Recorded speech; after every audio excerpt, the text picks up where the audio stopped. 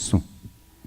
Glória a Deus. Eu quero adorar o Senhor nesta hora com um cântico do Matos Nascimento. Eu estava revirando a minha pasta. Hoje eu encontrei esse cântico que tem como título Glória a Deus.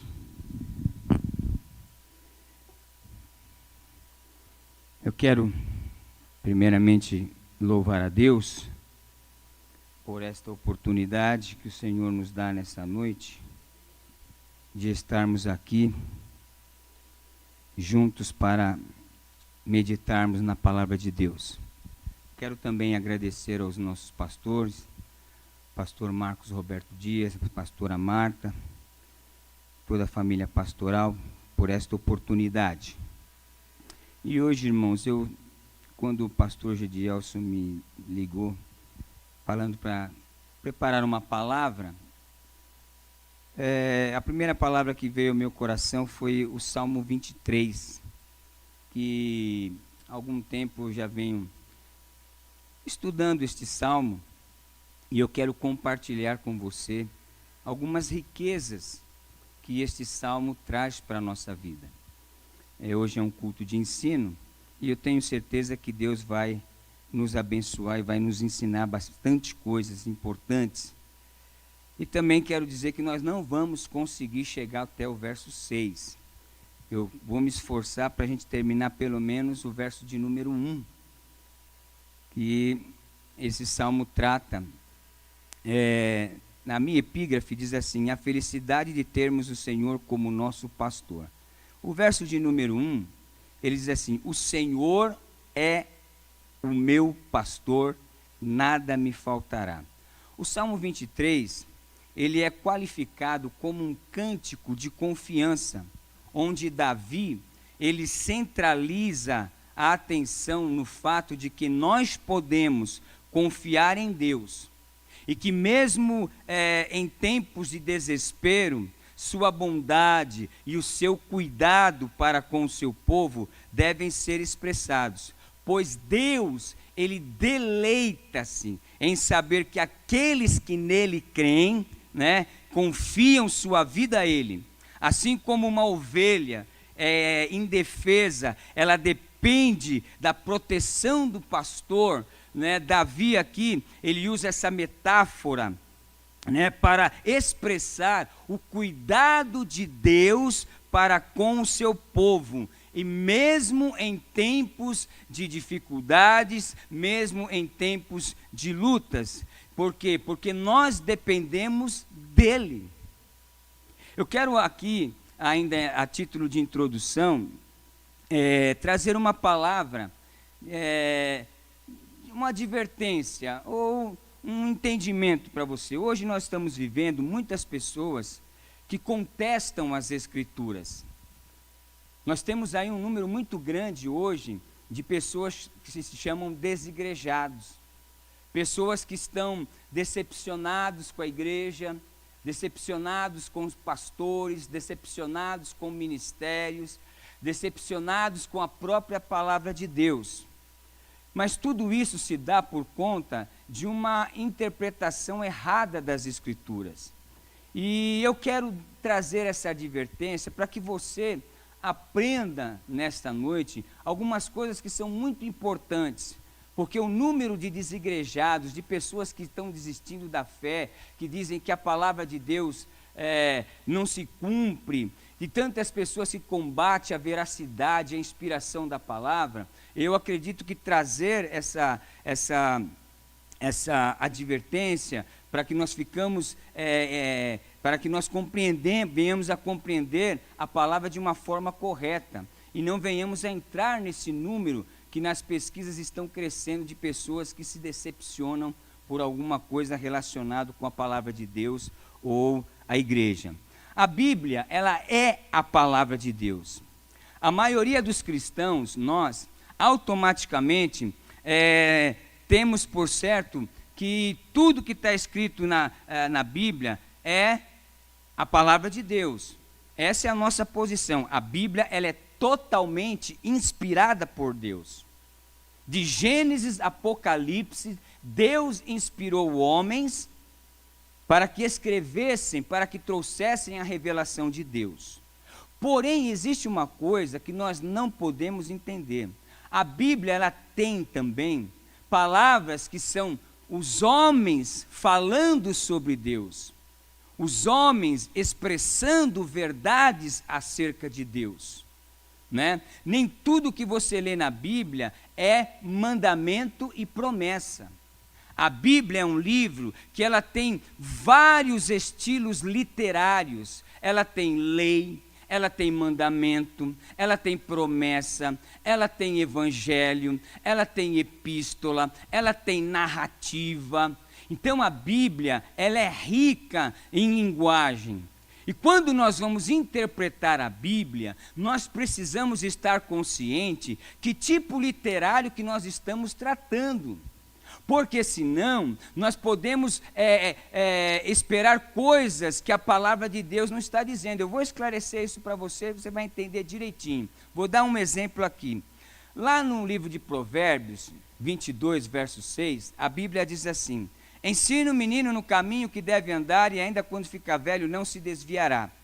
Aí alguém chegou para mim e falou: a Bíblia não é certa, a Bíblia se contradiz. Mas por quê? Porque a Bíblia diz que se criar a criança no caminho de Deus, mesmo que ela crescer, não vai desviar. E lá na cadeia está cheio de filho de crente, está cheio de filho de crente desviado.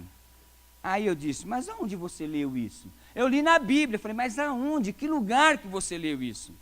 Aí ele falou: foi lá em Provérbios. Eu falei: opa, você leu isso onde? Em Provérbios? Ah, então entenda uma coisa. O que é um provérbio? Provérbio são conselhos práticos e sábios que alguém passa para outro. Quando Salomão escreveu Provérbios, ele estava dando conselhos ao povo. E esses conselhos, ele tem 99% de dar certo. Por quê? Porque é um conselho sábio. Mas tem 1% que pode dar errado. Quando Salomão disse que criar a criança no caminho de Deus e ela ficar velha, quando ela ficar de idade, ela não faz se desviar, isso é um conselho que você tem 99% de chance de que isso aconteça, mas não é uma promessa. Deus não mandou Salomão escreve isso, é uma promessa. Promessa é isso, ó. Por exemplo, quando João diz: aquele que tem o filho tem a vida eterna, isso é promessa. Agora, provérbios são textos de conselhos práticos para vidas. São inspirados por Deus? São inspirados por Deus. Mas pode ocorrer que não aconteça como no verso 22, no capítulo 22, verso 6. Então é importante, quando nós nos achegamos na palavra de Deus, que nós venhamos a entender o que está dizendo aqui. É uma promessa, é um mandamento, é uma narrativa, é um poema, para que a gente possa fazer uma aplicação coerente com aquilo que a palavra está revelando. Então é muito importante, quando nós nos aproximamos de um texto, para estudá-lo, para transmiti-lo e para aplicá-lo na nossa vida cotidiana, que nós venhamos a entender que tipo literário é esse.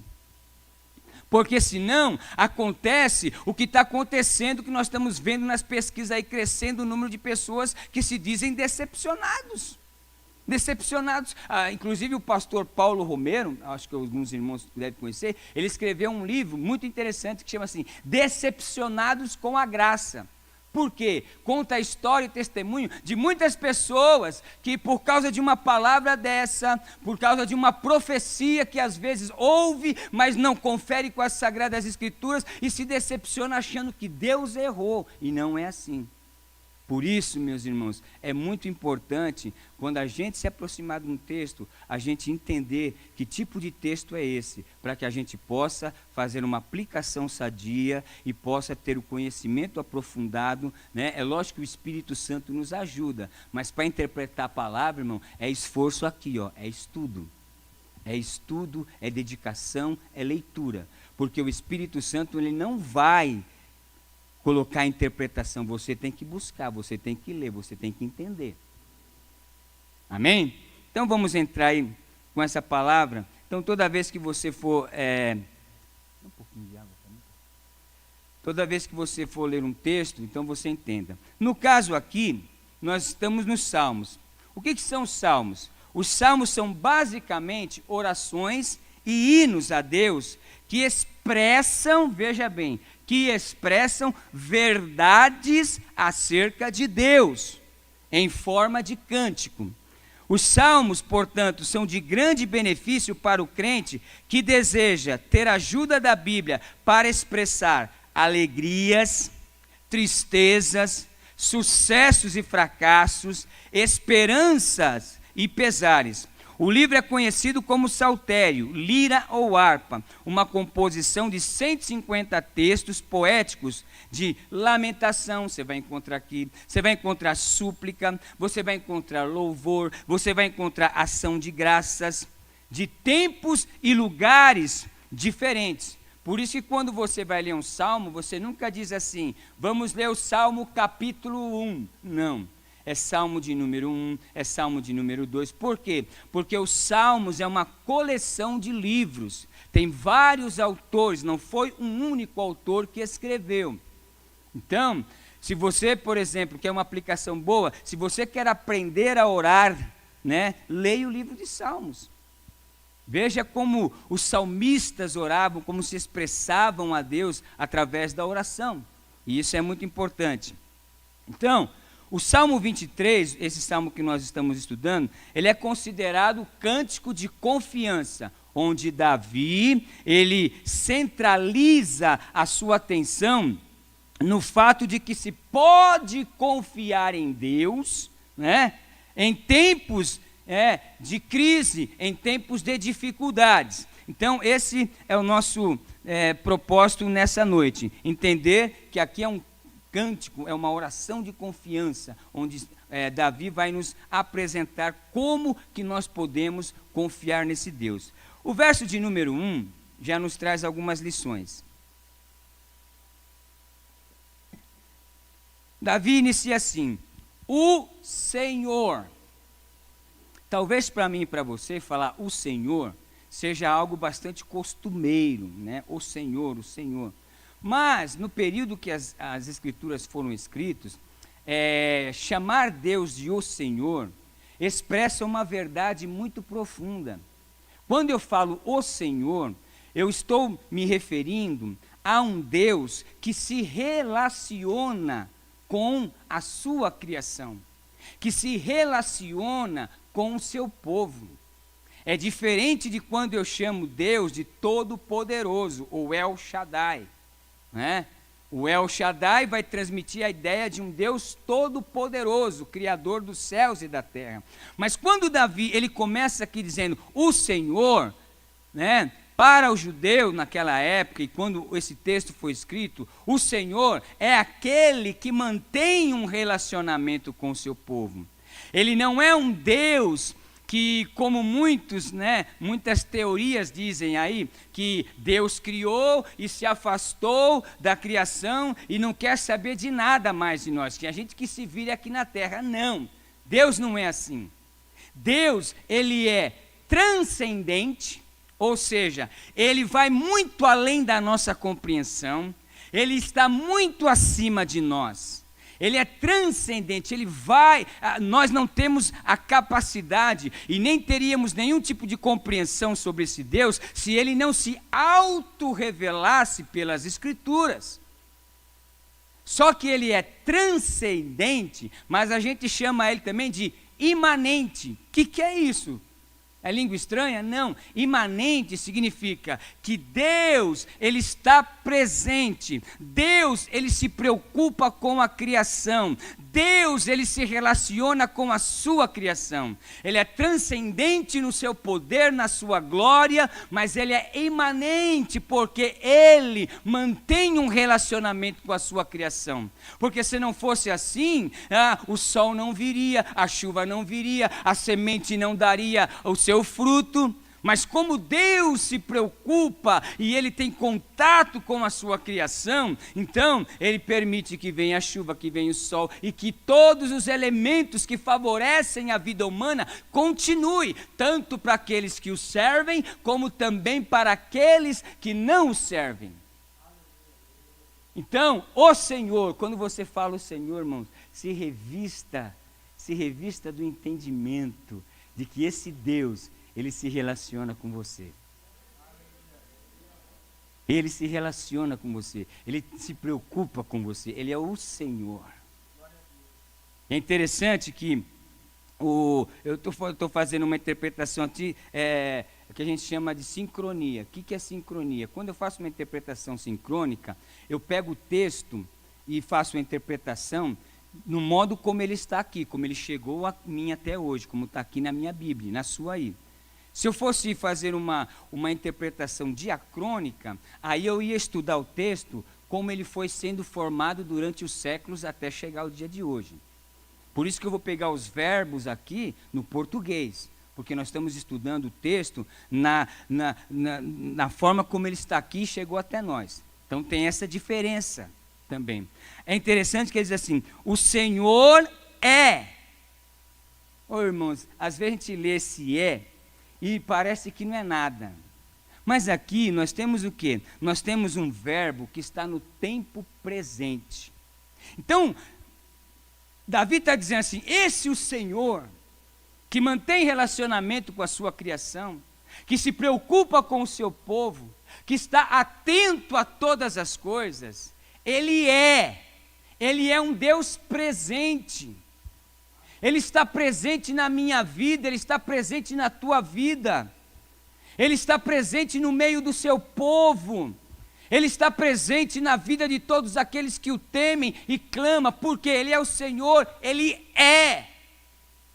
Ele não vai ser ou não será. Ele é nesse momento, é hoje, irmão, irmã, entenda uma coisa, independente da situação que nós possamos viver, né, seja ela boa, seja ela na prova, na luta, ou seja ela na bonança, o Senhor Ele está presente na tua vida, Ele está contigo, Ele não te abandona. Mesmo que muitas vezes Ele não faça exatamente aquilo que você quer que Ele faça para a tua vida, mas entenda que o Senhor Ele está presente, Ele se relaciona com você, e se você tem passado por alguma situação, entenda, Deus está no comando e Ele quer tratar com você em alguma área da sua vida. Então, ele começa dizendo, o Senhor né? Por isso que Ele é o grande eu sou, né? Como Ele se apresentou a Israel, né? Não vai ser ou não foi, Ele é. Então, Ele é agora, Ele é neste momento, independente da sua condição, independente do momento. Então, a primeira aplicação que nós podemos fazer nesse o Senhor é que Deus como o pastor pessoal, porque aqui Davi está falando que o Senhor é o nosso pastor. Então Deus como nosso pastor pessoal, Ele é pessoal. Por que Ele é pessoal? Porque Ele conhece seu nome. Ele sabe que tipo de sangue você tem. Ele conhece a tua digital. Quando você ora, Ele entende, bom, essa voz eu sei de quem que é. Essa voz é do pastor Gedielson. Essa voz é do evangelista Marcos. Essa voz é do Wagner, diácono Wagner. Essa voz é do pastor Carlão. Porque ele é o nosso pastor pessoal. Irmão, toma posse dessa palavra, irmão. Ele é pessoal. Ele não está distante de você, não está distante de nós. Ele quer manter relacionamento com nós. Então ele é o nosso pastor pessoal. Isso nos remete a um relacionamento pessoal entre o crente e o Senhor. Só que na construção de um relacionamento, como que se constrói um relacionamento? É vivendo ações concretas. Davi está expressando aqui que o nosso relacionamento com o Senhor que Ele não é um relacionamento abstrato. Deus está lá num alto e sublime trono sentado e eu estou aqui na terra. Ah, que distância! Não é isso. Davi, né, ele usa essa metáfora, né? E o que é uma metáfora? Metáfora é quando você compara duas coisas, né? Quando uma tem a qualidade da outra. Então ele está comparando Deus aqui a um pastor. E você tem que entender, quando lê esse texto, que quando Davi escreve dessa forma e usa esse tipo de linguagem, ele está vivendo no momento em que todo mundo que ele conhecia naquela época sabia o que era um pastor. É uma linguagem pastoril. O povo de Israel era um povo pastoril. Então, essa linguagem para eles lá era muito fácil de compreender. Agora, para nós, século 21, era da pós-modernidade, o pastor. Quando a gente pensa em pastor, o que a gente pensa? Um homem com a gravata e uma Bíblia na mão. Mas ali, né, os primeiros leitores desse texto a quem ele foi dirigido, né, eles, quando falavam o pastor, eles já tinham essa dimensão do Senhor, do Deus Todo-Poderoso, do Deus que mantém um relacionamento pessoal com o seu povo. Então, o Senhor é o meu. Agora tem outra coisa aqui. Veja que, depois que ele usa o Senhor é, ele vai usar um pronome possessivo. A gente às vezes não para pensar nisso quando lê o texto, né? Por isso que você está percebendo como é interessante você ir analisando o texto, né? Para você poder extraindo verdades. Então ele diz assim: o Senhor é o meu. Oh, irmãos, que coisa gostosa. Quando nós nos referimos a Deus com esse pronome possessivo, o Senhor é meu, fala de intimidade. Não é assim? Ela é minha esposa, ele é meu marido, ele é meu filho, ela é minha filha. Então, quando eu falo assim, o Senhor é o meu, está falando de intimidade. O irmão, você já parou para pensar no benefício, na glória que é nós sabermos que temos um Deus no qual Ele é presente e que nós podemos ter intimidade com Ele? Intimidade, irmão, coisa linda. O Senhor é meu. Eu tenho intimidade com Ele. Eu posso ter intimidade com Ele. Aí eu faço uma pergunta para você. Como é que você tem medido a sua intimidade com Deus? Porque, irmãos, nós estamos, às vezes, nós nos concentramos tanto nos problemas, nas dificuldades, nas lutas, que a gente para de contemplar as grandezas e as belezas de Deus. Ficamos focados, ai meu Deus, a mente não liberta disso, é só pensando na dificuldade, no problema. Meu irmão, o Senhor é o meu, Ele é o teu pastor. A vida cristã não se resume numa luta interminável contra o diabo e suas hostes, e luta em cima de luta, mas a vida cristã, ela precisa ser uma contemplação da glória, da graça, da intimidade que nós podemos ter com Deus. O Espírito que no século 21 está aí, né? É só você, quando você vai ler lá Timóteo capítulo 3, é avareza, é desobediência, mas nós como cristãos, nós como homens e mulheres que possuímos a maior riqueza que Deus podia nos deixar depois da salvação em Cristo, foi a sua palavra, para refletirmos, para meditarmos, para tentarmos dentro da nossa humanidade penetrar na glória, na presença, na intimidade de Deus. O Senhor é meu. Oh, que coisa gostosa. Nós podemos desfrutar da intimidade desse Deus. Às vezes, quando nós pararmos um pouco de pensar só nos problemas e realmente começarmos a olhar para a grandeza do nosso Deus, talvez muita coisa vai mudar. Porque o trabalho de Satanás, sabe qual que é, irmão? É desviar a nossa atenção. E ele vai desviando a nossa atenção com problema, com não sei o quê. Aí a gente começa a tratar Deus como um objeto. Deus faz, Deus abre, Deus está. E aqui o salmista, ele está tranquilamente, dentro da sua época, lógico, eu tenho certeza que ele tinha os seus problemas, suas dificuldades sociais e tantas coisas que Israel viveu, mas ele fala com uma segurança: o Senhor é o meu. Então ele é presente e ele tem intimidade. Só que aí ele diz assim: o Senhor é o meu pastor. Aí eu fui ler um pouquinho sobre o pastor naquele período. Aí eu descobri algumas coisas interessantes. O pastor tinha como função, olha aí, encontrar pasto e água numa terra muitas vezes árida e pedregosa, como era aquele pedaço, né, da Palestina, apesar de estar próximo do crescente fértil. Ele também precisava proteger o seu rebanho das intempéries do tempo, especialmente do frio, da noite, do sol escaldante e dos predadores. Tinha também que recuperar qualquer ovelha que se perdia. Olha que interessante.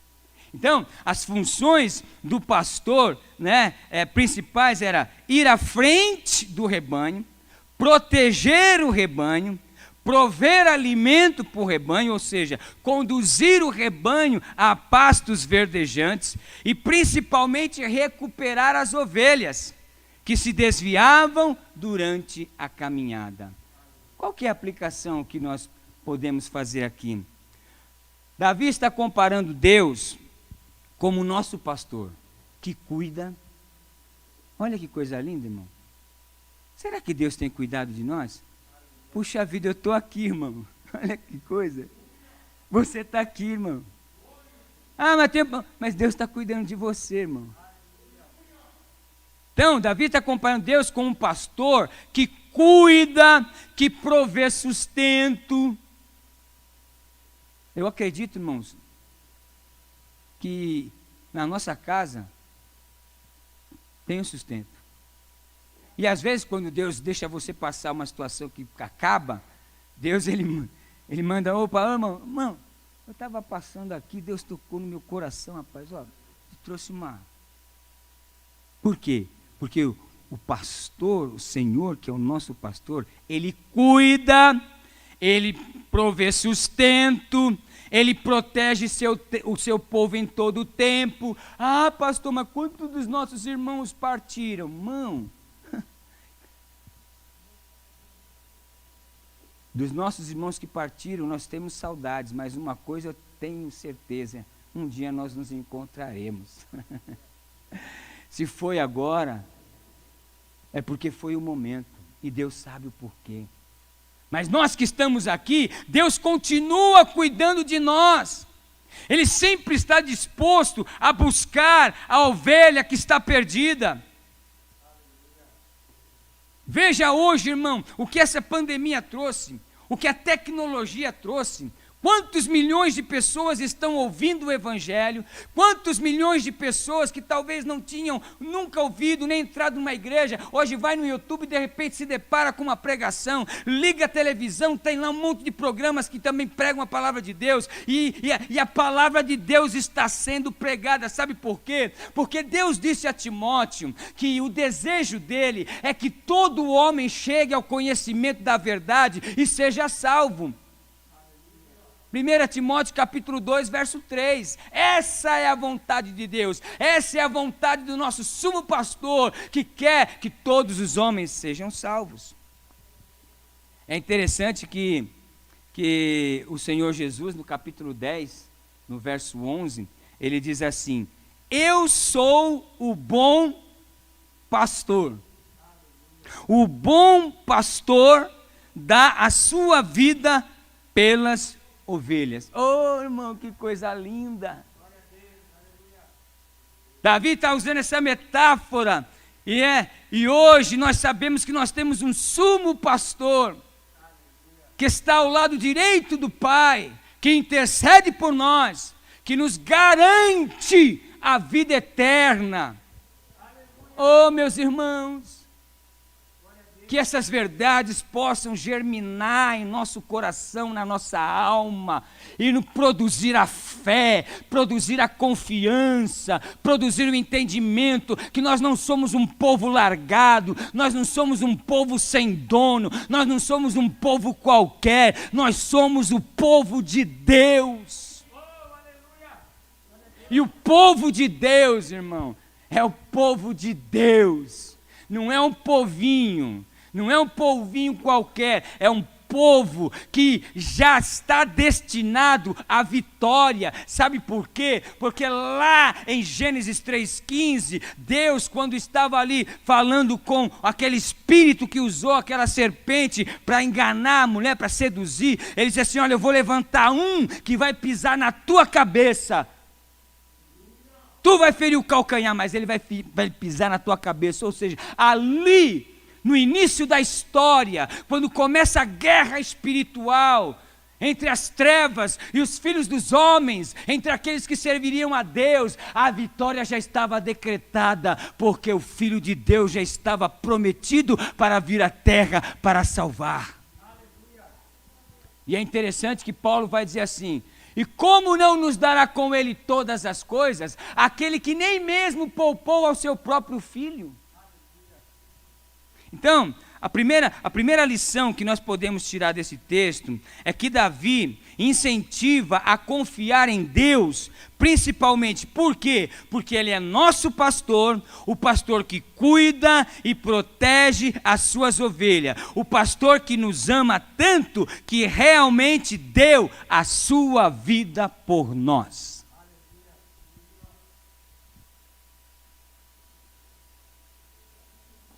Então, primeiro princípio na construção da fé, o primeiro princípio para o entendimento no seu relacionamento com Deus, é você ter isso em sua mente.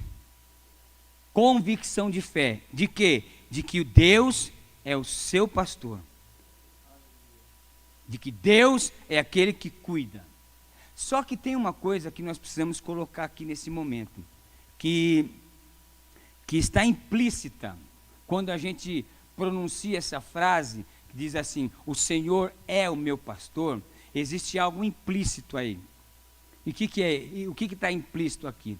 Se eu chamo Deus de meu pastor, eu estou me colocando na condição de ovelha. O Senhor é o meu pastor. Opa, se Ele é o meu pastor, eu tenho que estar, pastor Gedielson, na condição de ovelha. Tem gente que não, às vezes não está muito na condição de ovelha, só quer saber de exigir. Exige de Deus, exige da igreja, exige das pessoas, mas não é assim não. Quando nós declaramos que o Senhor é o nosso pastor, eu estou em condição de ovelha. E as ovelhas, se você for estudar esse animal, a ovelha é um animal extremamente dependente. A ovelha não é um animal que tem iniciativa. Se não levar ela para as águas, ela não vai atrás. Se não levar ela para o pasto, ela não vai atrás. Por quê? Porque ela depende do seu pastor. E é interessante que o Senhor Jesus, no capítulo 10 de João, versículo 27, ele diz assim: as minhas ovelhas ouvem a minha voz, e eu as conheço, e elas me seguem. Opa! Olha que coisa interessante, Nós temos o nosso pastor, que é o nosso Deus. Agora nós estamos vivendo na condição de ovelhas. Jesus disse que as ovelhas conhecem a voz do pastor. Você tem ouvido a voz do pastor?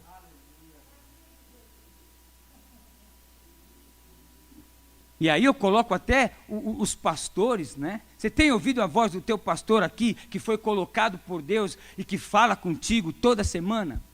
Você tem ouvido a palavra dos pastores que Deus coloca aqui para falar? Quantas pregações, quantas palavras Deus tem falado deste púlpito, através do nosso pastor, através dos pastores que pregam aqui, através dos ministros que ministram a palavra de Deus. Então, meus queridos, essa é algo que não pode, não dá para a gente só olhar para o pastor sem a gente entender que nós temos que estar na condição de ovelha, e a condição de ovelha, ela está atenta à voz do seu pastor. Como tem sido a nossa sensibilidade? Eu vou falar uma coisa aqui, irmão, com todo temor e tremor de Deus. Às vezes eu fico preocupado de toda vez a gente ter que falar muitas vezes a mesma coisa. Às vezes nós criticamos o povo de Israel, mas às vezes nós somos que nem eles. Quantas vezes a gente ouve a mesma coisa? Fica tranquilo, Deus está no controle, Deus é o nosso pastor, mas a gente se desespera, a gente olha para as dificuldades, a gente olha para uma coisa, para outra, e acaba tirando a centralidade e a glória de Deus, a intimidade de Deus na nossa vida. Então, quando eu digo que o Senhor é o meu pastor, eu estou na condição de ovelha. E as ovelhas, como animais dependentes, precisam ser guiadas para o alimento, para a água, necessitam de proteção contra os animais selvagens. A ovelha não consegue sobreviver sozinha no deserto, mas deve sempre estar em companhia do seu pastor. Uma vez que as ovelhas reconhecem a voz do seu pastor, desta forma, quando eu digo o Senhor é o meu pastor, estou dizendo que eu dependo dele. O Senhor é meu pastor, eu sou a ovelha, eu dependo dele. E não existe coisa melhor, irmão, do que você depender de Deus.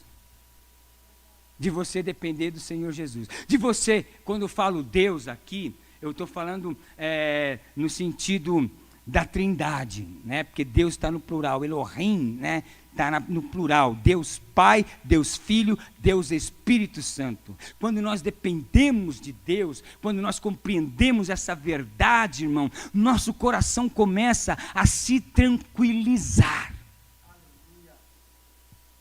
Por quê? Porque eu sei que Ele é meu pastor e Ele não vai falhar. Agora, eu preciso realmente estar na condição de ovelha. Então, o segundo princípio que eu quero destacar aqui, que nós venhamos aprender nesse texto, é que nós, como ovelhas de Deus, somos totalmente dependentes da sua proteção e dos seus cuidados. Agora vem a pergunta: você tem crido nisto? Você tem crido nisso? Você tem acreditado de todo o teu coração, com todas as tuas entranhas, com toda a sua intelectualidade, com todo o seu sentimento, com tudo que você tem como um ser humano? O Senhor é o nosso pastor. E tendo Ele como pastor, fica tranquilo, irmão. Porque não existe força maior. Lembra quando eu disse que Deus é transcendente? Ele é grande.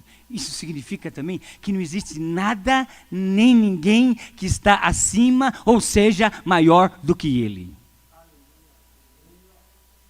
E isso nós precisamos ter convicção. Sabe por quê, irmão? Porque nós somos bombardeados todos os dias por mensagens subliminares na televisão, nas redes sociais e tantas coisas, mensagens subliminares, filosofias, né, como o relativismo hoje, né, tudo é relativo, isso depende de como você vê as coisas. Não, irmão, para o crente não existe relativismo, não. Para o crente a palavra de Deus é a verdade que revela o Deus no qual nós servimos, que é verdade e que é vida. Só que para isso, irmão, eu tenho que estar na condição de ovelha. Então, quando você dizer, o Senhor é o meu pastor, então nós temos que nos olhar no espelho e ver se nós estamos realmente na condição de ovelha. Se eu tenho conseguido discernir o que Deus tem falado, se eu tenho conseguido entender o que Deus faz. Porque, às vezes, irmão, a gente tem o costume de achar que Deus vai falar com a gente, é só quando Ele levanta o profeta, eis que te digo e tal. Né? Não, irmão, Deus fala através de circunstâncias, Deus fala através da palavra, Deus pode usar profetas, porque tem muito profeta ainda hoje no mundo, tem uns picareta, desculpa a expressão, mas tem profetas de verdade também. Deus nos fala de muitas maneiras. O grande problema, irmãos, é que nós muitas vezes perdemos a sensibilidade, nós nos enraizamos tanto na materialidade da nossa humanidade, que a gente começa a perder certas percepções. Às vezes nós queremos que Deus, que é o nosso pastor, Ele só faça coisa grande. E não é assim, irmão. Deus trabalha nas coisas pequenas. Deus trabalha nos detalhes. E a gente percebe isso quando Deus ele manda construir o tabernáculo, irmão. Lê lá. Às vezes as pessoas não lêem muito o livro de Êxodo, de Levítico, porque é muita lei, é muita coisa, muito detalhe. Aí quando você lê com atenção, entendendo que aquilo ali também é a palavra de Deus, que revela alguma coisa de Deus para nós, você começa a ver Deus dá a medida, Deus dá as cores, Deus dá um modo de construir, Deus dá todos os detalhes assim, de uma forma, Deus é detalhista. Então se nós que somos ovelhas, perdemos essa percepção, a gente começa a entender, ou a somente ouvir a Deus, da forma que alcança a nossa expectativa humana. E não é assim, irmão. Espiritualidade, ela vai acima da nossa humanidade. É que nem fé e razão, a grande discussão da filosofia. Fé e razão. O crente precisa ter razão, precisa utilizar da razão? Lógico. Por isso que Paulo vai dizer, apresenta um culto racional. Porque eu preciso da razão. Só que no relacionamento com Deus, essa razão ela é ultrapassada pela confiança e pela fé no Deus que eu chamo de meu pastor. Porque Ele é o Senhor. É meu. Então essa dimensão da vida cristã, ela precisa ser resgatada, irmãos. Nós estamos vivendo num momento de muita superficialidade.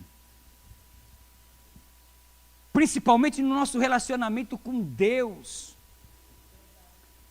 E não estou dizendo aqui que a gente vai passar 5, 6 horas de joelho orando, como fizeram muitos dos grandes avivalistas do século XIX. Não é isso, não. Mas é termos disciplina, constância, naquilo que nós fazemos, no nosso momento de oração, no nosso momento de reflexão da palavra, nos nossos relacionamentos interpessoais. Nós temos que sair da superficialidade e adentrar nas profundezas de Deus, através da sua palavra, através da compreensão. A compreensão, um grande teólogo do terceiro século, Anselmo, ele dizia assim, creio porque entendo. Só que ele não está aqui colocando a racionalidade acima da fé, mas ele está colocando algo importante, que eu preciso compreender também. Às vezes eu leio aqui, o Senhor é meu pastor e nada me faltará, e eu pego a totalidade da frase, sem muitas vezes analisar o que está escrito aqui. Por quê? Porque eu estou muito superficial, é ler para compreender logo tudo de uma vez. Hoje eu estou no imediatismo, é tudo rápido, tem que compreender rápido, você tem que ser rápido, não é assim. Na comunhão, na intimidade com Deus, na revelação da palavra, Precisa haver uma centralidade maior. Então, segundo princípio, nós como ovelhas de Deus, somos totalmente dependentes da sua proteção, dos seus cuidados. Aí, por isso devemos compreender que, quando eu digo que Deus é o meu pastor, no meu íntimo, tenho que ter fé que realmente Deus cuida de mim, Deus está comigo e posso ter intimidade com Ele. Eu gosto muito de usar essa... Já estou terminando, irmãos. Já estou terminando. Eu gosto muito dessa ilustração. E geralmente... Eu já cheguei a falar ela aqui, um dia que eu preguei aqui sobre João, capítulo 14. Eu falei essa ilustração e eu quero repetir agora, para que você entenda o que é esse relacionamento de intimidade com Deus, com a fé, com a confiança. Tem uma história, uma ilustração sobre um alpinista. Um certo alpinista, ele resolveu escalar o Monte Aconcagua, que é um dos maiores picos do hemisfério sul. 3.900 e alguma coisa de altitude. E ele pensou assim, eu vou sozinho e vou em um dia, porque eu quero entrar no livro dos recordes. E aí aquele alpinista saiu e foi para lá e começou a escalar o Monte Aconcagua. E sobe, sobe. Quando a noite chegou, ele não tinha se preparado para acampar, porque ele queria chegar lá e naquela noite, a noite foi um breu, irmão. Sabe quando está um breu, que não tem estrela, não tem nada? Ele não estava enxergando nada, mas ele continuou subindo. Quando faltava mais ou menos uns 100 metros para ele alcançar o topo da montanha, ele escorregou e começou a cair. E ele começou a cair numa velocidade vertiginosa, despencando, irmão. E conforme ele ia caindo assim, na mente dele, ele ia vendo toda a sua vida num relance. Aí daqui a pouco ele sentiu o tranco. É porque todo alpinista experiente, conforme ele vai subindo, ele coloca uma estaca e amarra uma corda. Para se caso ele cair, né, não cair de uma altura muito, muito extensa. Aí ele caiu, irmão. E ficou pendurado assim. Aquele breu, aquele escuro, ele não via nem um palmo à frente do nariz. E ele, para lá e para cá, um frio, meu hemisfério sul, imagina. Um frio e ele para lá e para cá, daqui a pouco ele grita, meu Deus, meu Deus, meu Deus, me ajuda. Meu Deus, 3 vezes. Na terceira vez, ele ouviu a voz de Deus. Aí Deus disse para ele assim, meu filho, você crê realmente que eu possa fazer isso? Eu creio, Senhor, eu tenho certeza, eu confio, eu acredito que o Senhor pode me ajudar e tal. Aí a voz disse para ele, Deus dizendo, então meu filho, corta a corda. Quando Deus falou assim, corta a corda, aquele frio, um breu, ele não estava enxergando nem o fundo, se ele estava alto, se ele estava baixo, aquela escuridão. Ele falou, o quê? Ele se agarrou na corda. No outro dia, quando o resgate chegou, os 2 rapazes do resgate chegaram perto dele assim, olharam, pastor de Deus, e falaram assim, meu Deus, olha, que falta de sorte desse rapaz, morrer congelado, agarrado a uma corda a 2 metros do chão. Irmão, o Senhor é o meu pastor.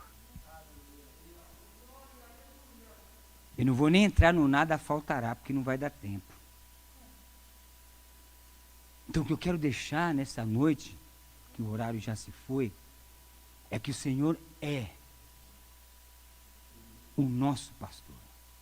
Ele é o meu, ele é o teu. Além de ele estar presente, ele tem intimidade com você. Se talvez em algum momento você tenha achado que está sem intimidade com ele, nesta noite ele me mandou falar para você aqui, olha, ele tem intimidade com você. Abra teus ouvidos, abra teus olhos, comece a contemplar a glória, a grandeza de Deus. Vamos parar de ficar olhando só para o problema, só para isso, só para aquilo. Não, a vida cristã, como eu disse, ela é uma contemplação da glória de Deus. Não é uma vida só de ai, o diabo está me perseguindo. Ai, que povo, estou com problema. Não, meu irmão, comece a contemplar a glória de Deus.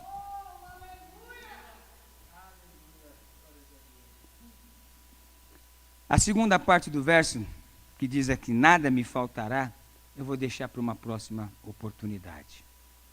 Mas guarde esta palavra. Deus é o nosso pastor, que está presente, que tem intimidade conosco, que é o pastor que cuida de nós, que nos sustenta, que está conosco e que mantém um relacionamento íntimo conosco. Que Deus abençoe, eu agradeço a oportunidade em nome de Jesus e numa próxima oportunidade a gente termina este salmo que é muito rico para as nossas vidas. Deus abençoe, pastor Gedielson, obrigado pela oportunidade.